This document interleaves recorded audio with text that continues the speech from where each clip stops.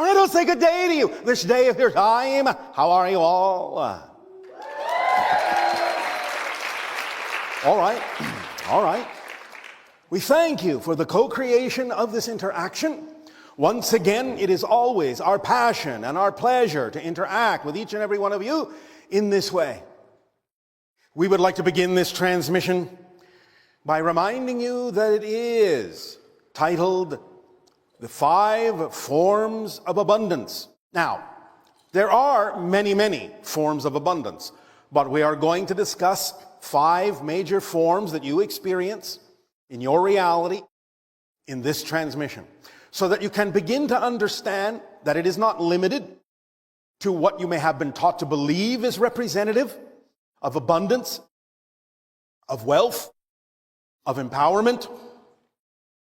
So, let us begin with the 5 forms that are most common in your world, so that you can open up to all the various forms and allow them to support you, allow them to serve you more synchronistically in your life. First and foremost, let us begin with the one that pretty much all of you are familiar with on your planet, called money. We understand that there is a great deal of focus on this particular form in your society. Now, there is nothing wrong with the idea whatsoever. Money is simply a way of saying that you have decided, you have agreed in some form of consensus reality that there shall be some object, some artifact that symbolizes the power to exchange. And you can create that to be in any number of forms. You have decided that there are certain elements, certain objects that you consider to place this value in and agree to abide by the idea that it has continuing value so that you can utilize it in your economy. Now, the one thing, of course, we would like to point out that seems very interesting to us is that this form of economy that you have, based on the idea, for the most part, of money, is actually not really based in terms of its efficacy on the actual object. It is actually based on the emotional fluctuations of your members in your society. The idea that your so-called stock markets rise and fall based on the emotional variances in the individuals in your society seems a very interesting and kind of unusual way, from our perspective, to base an economic system for an entire society, because then it is not something that is actually stabilized. It is something that constantly fluctuates with how you happen to feel on any given day.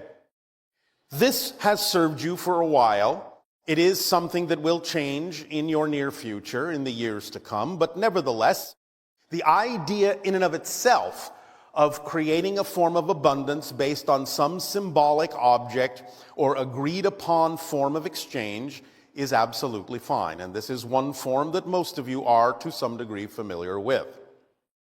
But the idea is that many people in your society are taught to focus on this particular form or expression a great deal, way more than any other form, and in fact to the exclusion sometimes of any other form of abundance, thus closing the doors through which other forms of abundance can come, because it sets up a great insistence and expectation in your consciousness that money, in whatever form you deem to represent it, is really the one that is the most powerful, really the one that can allow you to do what you need to do when you need to do it, which after all is our definition of abundance, the ability to do what you need to do when you need to do it. That is really the basic definition.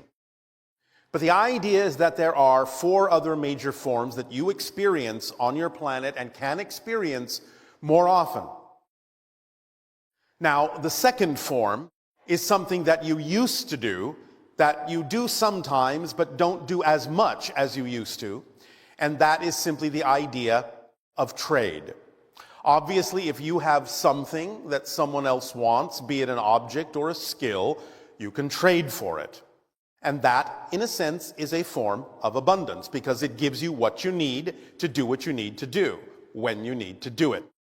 So that is an old form of abundance, perhaps that even predates the idea of your money, but money has, for the most part, replaced it in your world. Now, the idea of the third form is simply being given a gift or giving a gift, something freely given to support someone so they can do what it is they need to do, or being given to you so that you can do what you need to do. Gifts are absolutely a valid form of abundance. And you never know when someone might come along and simply give you something that then you don't necessarily need money for, or need to trade anything for other than the gratitude that you express in receiving the gift, which is also a form of exchange. Sometimes individuals on your planet, when it comes to the idea of giving or receiving gifts, are a little bit reluctant to do that. They sometimes like to serve and give and give and give, but they are reluctant to receive because they think that there might be something wrong with that. There is absolutely nothing wrong with it. And in fact, if you look at it from another point of view, the idea of allowing someone to give to you is a form of giving to them, because they get just as much joy out of giving as you yourself might. So being willing to receive when it happens in a natural way is a form also of giving, because you're allowing them to give to you and have the experience of that feeling. Now, the next form of abundance is synchronicity itself.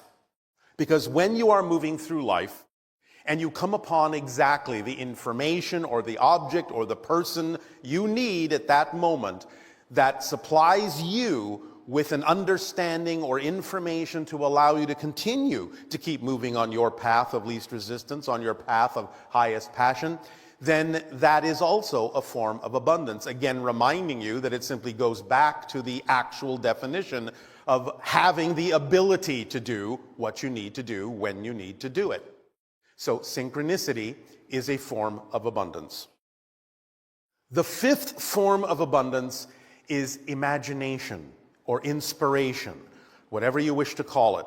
Because the idea is that when you allow imagination, which is the conduit of communication between your physical and higher mind, to be open and functioning in a balanced way, imagination and inspiration provides you with a new idea, new paths, new information that you can use to perhaps change your course or do something you didn't think of doing before that may actually be more representative of your true path. So the idea of money, the idea of trade, the idea of gift giving, the idea of synchronicity, and the idea of your imagination are 5 major forms of abundance that exist in your reality. But the idea, again, is that for most people on your planet, they close the doors to almost everything except the idea of money, except that particular expression, thinking that that really doesn't necessarily get you what you need.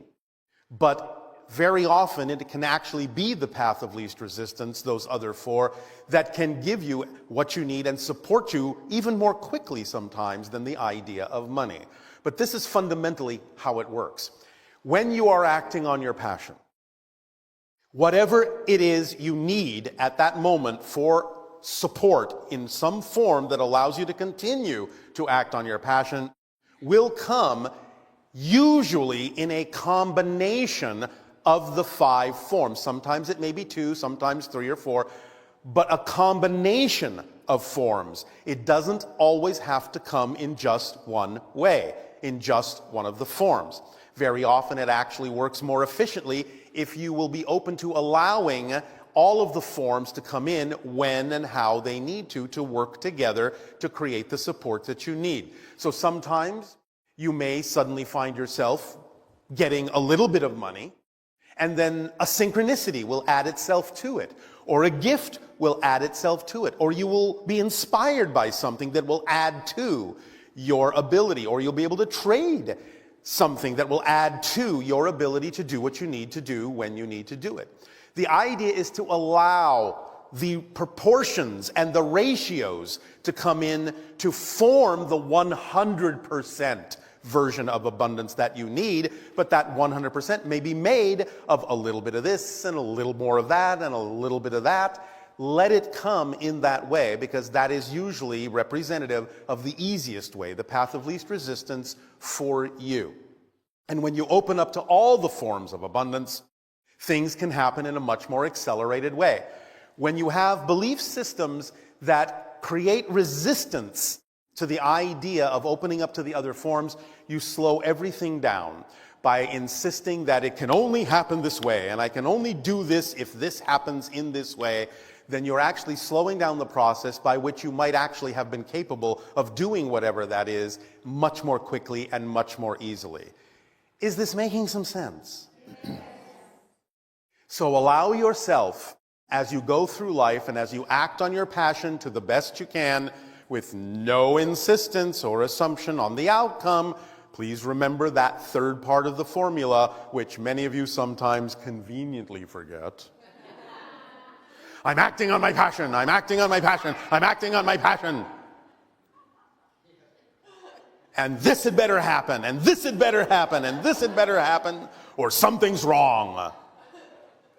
That's not the formula. When we say act on your passion to the best you can, taking it as far as you can until you can take it no further, the implication in that statement is very clear. There will be moments when you will not be able to take it further in that way. That's not a block. It is an arrow pointing in an unexpected direction that is actually more representative of your true path. Let yourself go with the flow. Remember, sometimes many of you think that the path of least resistance is straight and true and short. Not always. In fact, not often. The idea is that sometimes the path of least resistance may be a very winding path, because it may need to get some experience under your belt. It may need to allow you to have a meeting over here with someone you hadn't met before. It may direct you over here to a bit of information that you require, so that you will have a deeper appreciation when you wind up wherever it is you are winding up, by having gathered the things you needed on the way. That path is your path of abundance. The path of least resistance is the path of greatest abundance, greatest synchronicity, greatest allowance, greatest giving, greatest imagination. All of it.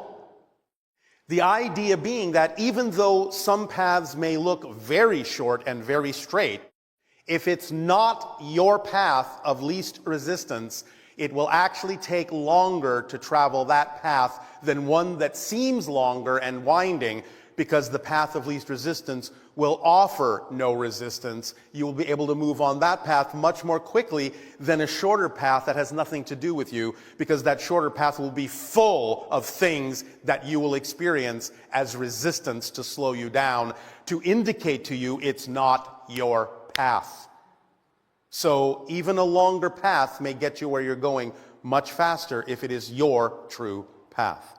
And this also allows abundance to work more effectively for you in all of its forms, because then you will be in alignment with who you are. When we talk about the idea of being on your path, we remind you that this is just a euphemism. In other words, you're not on a path. You are a path.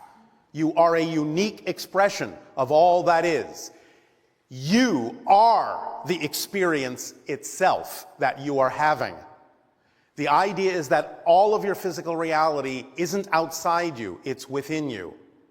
You are having that experience, you're projecting it within yourself, you're creating that experience within your consciousness.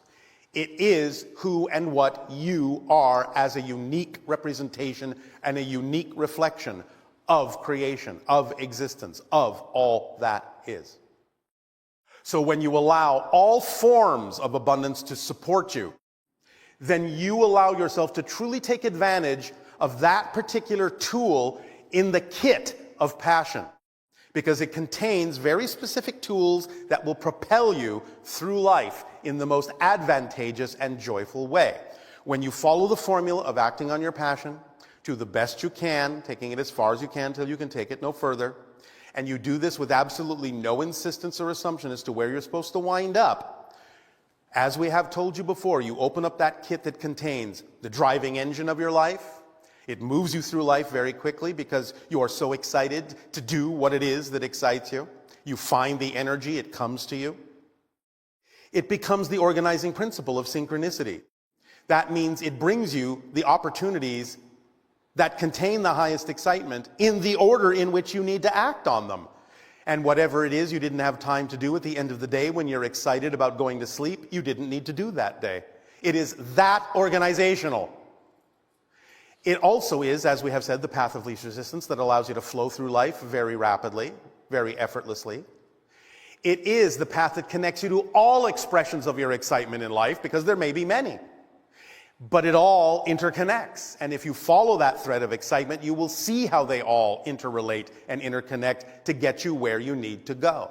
Notice I keep saying where you need to go, not necessarily where you want to go, because that can sometimes be misleading. There may be times when what you want and what you need may be synonymous, but very often when you hold on to negative and fear-based belief systems, and sometimes you make choices out of desperation or fear, even unconsciously, what you want or think you need by wanting it is not necessarily what you actually need to be fulfilled.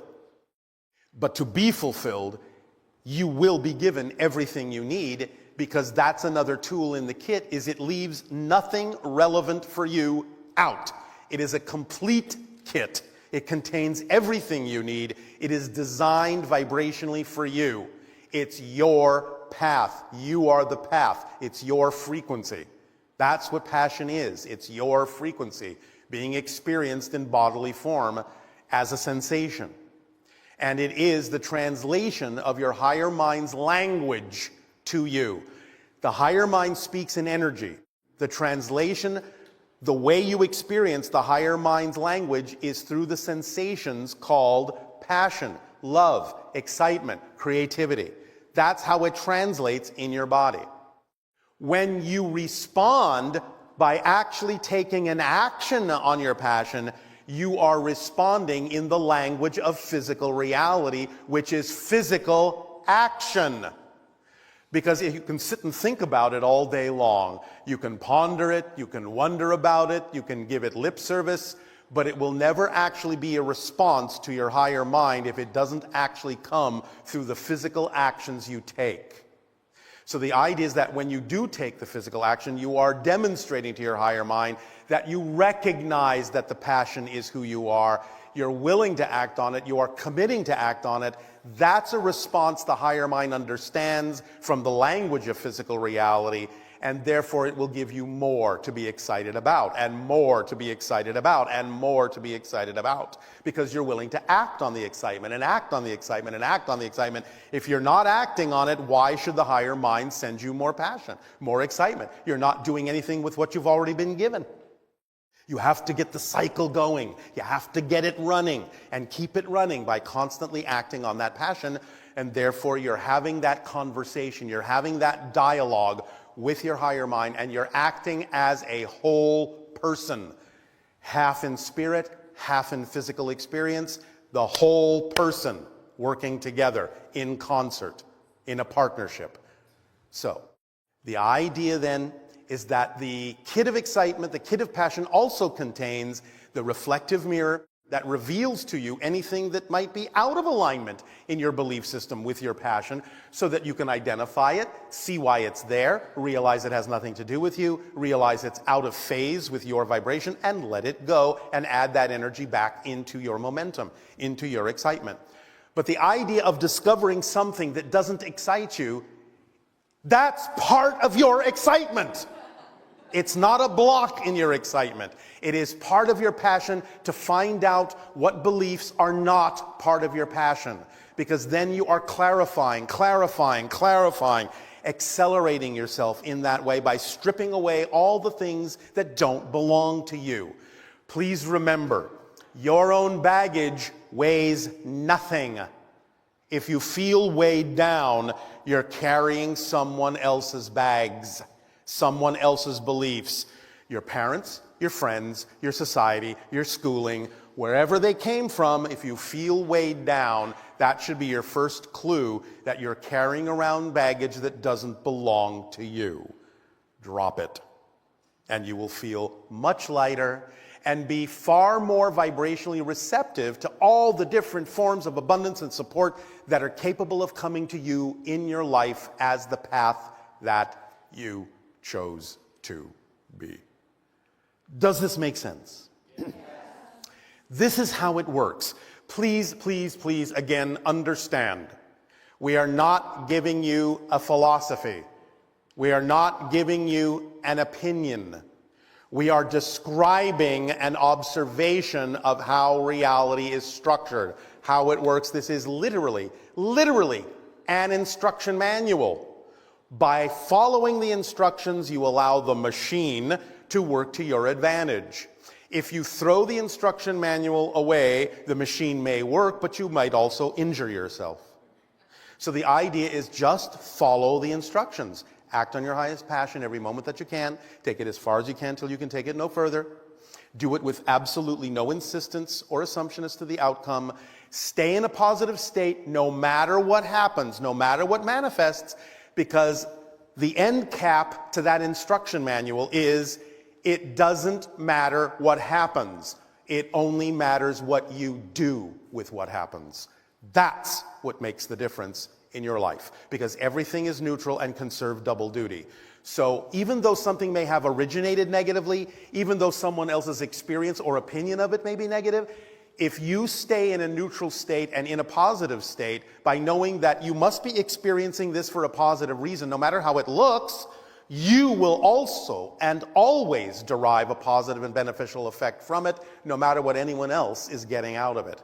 That's up to you. That's your call. You have that choice, you have that freedom, you have that power to determine what this means for you in your life. Even something that you might neutrally not prefer must still be there for a reason if it manifested in your life. If you stay in a positive understanding of that, then you will be able to use what you don't prefer in a way that you do prefer. It will still give you some benefit. If nothing else, sometimes things manifesting that you don't prefer more clearly delineate the difference between what you don't prefer and what you do prefer, and that's a positive effect. So always use it to your advantage. It's always your choice to do so. You always have the ability to make that choice. And then you will experience the idea of abundance in all its forms. You will go with the flow of your own current in creation, and you will experience the effortlessness and the joy that life has to offer. It's up to you.